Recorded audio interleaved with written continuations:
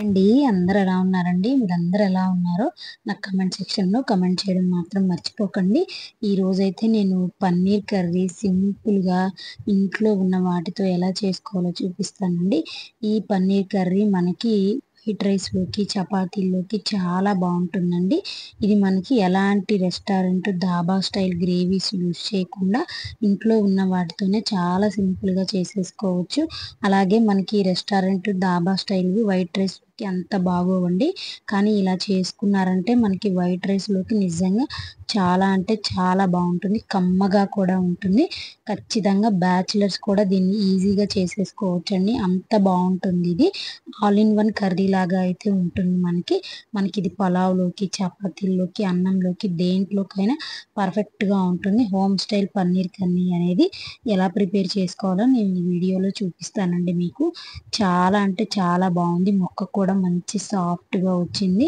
మసాలా కూడా ఎక్కువ లేకుండా వైట్ రైస్‌తో తింటుంటేనండి నిజంగానండి కర్రీ చూస్తుంటేనే మీకు నోట్లో నీళ్ళు ఊరిపోతున్నట్టుంటాయి. అంత బావుందండి. నేను వీడియో రికార్డింగ్ చేస్తున్నప్పుడు కానీ, వాయిస్ ఓవర్ ఇస్తున్నప్పుడు కానీ, దీన్ని చూస్తూ ఉంటేనే నాకు నోట్లో నీళ్ళు ఊరిపోయాయండి. అంత బావుంటుంది ఈ కర్రీ అనేది. ఖచ్చితంగా ప్రతి ఒక్కళ్ళు కూడా ట్రై చేయాల్సిన రెసిపీ. ప్రాసెస్ కూడా చాలా సింపుల్ అండి. మనకి ఇంట్లో ఉన్న వాటితో హోమ్ స్టైల్‌లోనే చేసేసుకోవచ్చండి. ప్రాసెస్‌లో చూసేద్దాము. పాన్ అయితే పెట్టుకోండి. ఇందులో మనకి బటర్ ఉంటే బటర్ యాడ్ చేసుకోండి. లేదా ఇంట్లో వెన్న ఉన్నా వేసుకోవచ్చు. ఇవి 2 లేని వాళ్ళైతే ఆయిల్ వేసేసుకొని పన్నీర్ అయితే నేను ఒక 250 గ్రామ్స్ అయితే తీసుకున్నానండి. ఆ పన్నీర్‌నంతా కూడా వేసి మంచిగా ఫ్రై చేసుకోండి. కొంచెం పైన పసుపు, సాల్ట్ వేసి మంచిగా గోల్డెన్ కలర్ వచ్చేంత వరకు కూడా ఫ్రై చేసుకోండి. మరీ ఎక్కువ ఫ్రై అవ్వాల్సిన అవసరం ఏం లేదండి. ఒకవైపు బ్రౌన్ కలర్ వస్తే సరిపోతుంది. కొంచెం సాల్ట్ అలానే పసుపు వేసానండి. బటర్ కానీ, వెన్న కానీ వేసుకుంటే ఇంకా మంచి టేస్ట్ అనేది వస్తుంది. లేదు ఈ 2 అవైలబుల్‌గా లేదు మా దగ్గర అనుకునే వాళ్ళు ఆయిల్ అయినా మీరు రెగ్యులర్‌గా వంటకి యూజ్ చేసే నూనె ఉంటుంది కదండీ! అదైనా వాడుకోవచ్చు. ఇదిగోండి ఇలా మంచిగా ఫ్రై అయ్యేంత వరకు కూడా ఫ్రై చేసుకొని వీటన్నిటిని కూడా ఒక ప్లేట్‌లోకి తీసి పక్కన పెట్టేసుకోండి. ఇవి ఈలోపు చల్లారుతూ ఉంటాయి. ఇక్కడే మీకు ఒక మంచి టిప్ చెప్తానండి. మనకి పన్నీర్ ముక్కలనేవి రబ్బర్‌లా సాగిపోకుండా మనం తినేటప్పుడు సాఫ్ట్‌గా ఉండాలంటే ఏం చేయాలనేది కూడా నేను ఈ వీడియోలో చెప్తాను. ఇలా మనకి రూమ్ టెంపరేచర్‌లో ఉన్న వాటర్ అయితే తీసుకోండి. అంటే కూలింగ్ వాటర్ కాదు నార్మల్ వాటరే. ఈ ముక్కలన్నిటిని కూడా ఈ వాటర్‌లో వేసేసి ఉంచండి. ఇలా వేయడం వల్ల ఏమవుతుందంటే అండి పన్నీర్ అనేది మనకి తినేటప్పుడు గట్టిగా లేకుండా రబ్బర్‌లా సాగిపోకుండా మనకి మంచిగా సాఫ్ట్‌గా ఉంటుందండి. ఖచ్చితంగా నిజంగా తినేటప్పుడైతే మనకి మెత్తదనం అనేది మీకు అర్థమవుతుంది పన్నీర్ ముక్కలు. ఇంకా అదే ప్యాన్‌లో నేను ఇంకొంచెం ఆయిల్ అనేది యాడ్ చేసుకున్నానండి. ఆయిల్ యాడ్ చేసుకొని నేను కొంచెం గరం మసాలా ఉంటుంది కదా! చెక్క, అలాగే యాలకులు, లవంగాలు, ఒక్క చిన్న బిర్యానీ ఆకైతే వేసి మంచిగా ఫ్రై చేసుకున్నానండి. ఇందులోకి ఉల్లిపాయలనేవి మీరు సన్నగా కట్ చేసుకోండి. సన్నగా కట్ చేసుకుంటే ఏమవుతుంది మంచిగా అవి ఫ్రై అవుతాయి. ఫ్రై అయితే మనకు అదే గ్రేవీ కింద సరిపోతుంది. మనం ఎలాంటి గ్రేవీస్ కూడా ప్రిపేర్ చేయాల్సిన పని లేదండి. ఇంకా ఆ మసాలాలన్నీ వేగిన తర్వాత ఇలా సన్నగా కట్ చేసిన ఆనియన్స్ అయితే వేసుకొని ఆనియన్స్‌ని మంచిగా ఫ్రై చేయండి. మనకి గోల్డ్ కలర్ వచ్చేంత వరకు కూడా ఫ్రై చేసుకున్నారంటే మనకి కూర మంచి గ్రేవీ అనేది వస్తుంది. ఇదిగోండి దీంట్లో కొంచెం సాల్ట్ వేసుకున్నారంటే ఉల్లిపాయలు అనేవి కొంచెం తొందరగా వేగిపోతాయి. నేనైతే ఇట్లా ఆనియన్స్‌ని సన్నగా కట్ చేసుకున్నానండి. మీకు ఎంత వీలైతే అంత సన్నగా కట్ చేసుకోండి. ఇంకా ఆనియన్స్ అనేవి ఫ్రై అయిపోతూ ఉన్నాయి. దీంట్లోనే కొంచెం అల్లం వెల్లుల్లి పేస్ట్ అనేది వేసుకోండి. ఫ్రెష్‌గా ఉండే అల్లం వెల్లుల్లి పేస్ట్ వేయండి. మనకి కూరకు అనేది మంచి టేస్ట్ అనేది వస్తుంది. ఇంకా అది కూడా వేసి మంచిగా ఫ్రై చేసేసుకున్నారంటే ఇంకా మనకి ఉల్లిపాయలు కూడా ఫ్రై అయిపోయిన తర్వాత టమాటోస్‌ని అయితే నేను ఒక 4 టమాటోస్ అయితే తీసుకొని మంచిగా వాటిని మిక్సీ అయితే పట్టేసుకున్నానండి. పేస్ట్ లాగా చేసుకున్నాను.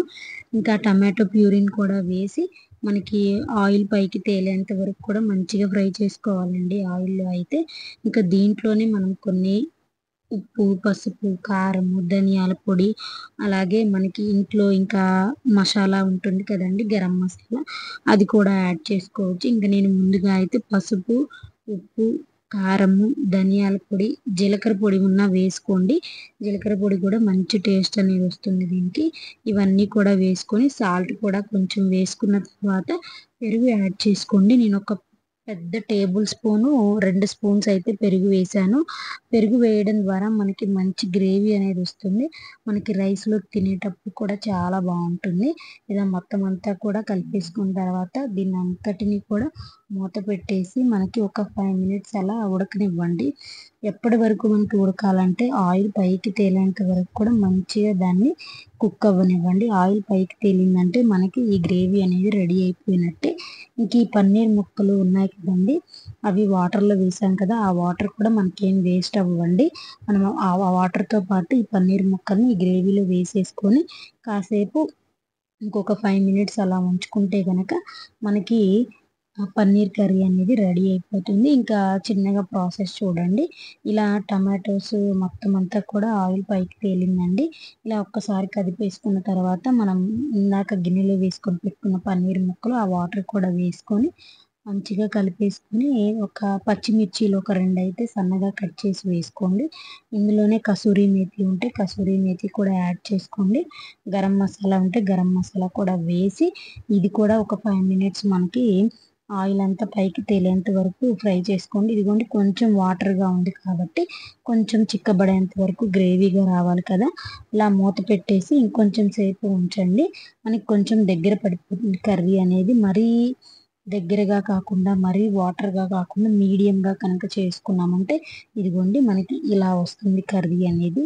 చాలా అంటే చాలా బాగుంటుందండి. వైట్ రైస్లోకి మీకు బ్యాచిలర్స్ కూడా ఈజీగా చేసేసుకోవచ్చు. ఇందులో ఏం వాడామండి, మనం ఇంట్లో ఉన్న వాటితోనే కదా. ఎలాంటి డాబా స్టైలు అలానే రెస్టారెంట్ స్టైలు కాకుండా ఇలా సింపుల్గా చేసుకోవచ్చు అండి. వైట్ రైస్లోకి ముక్క అయితే మంచి సాఫ్ట్గా నోట్లో పెట్టుకుంటే వెన్నలాగా కరిగిపోతుందండి. ఎంత బాగుందండి కర్రీ. ఖచ్చితంగా మీరు కూడా ట్రై చేసి నాకు కమెంట్ చేయండి. వీడియో నచ్చితే కనుక లైక్ చేయండి. కొత్తగా ఎవరన్నా మన ఛానల్ చూస్తున్నట్టయితే సబ్స్క్రైబ్ చేసుకోవడం మాత్రం మర్చిపోకండి. మీ ఫ్రెండ్స్కి, ఫ్యామిలీస్కి, రిలేటివ్స్కి షేర్ చేయండి.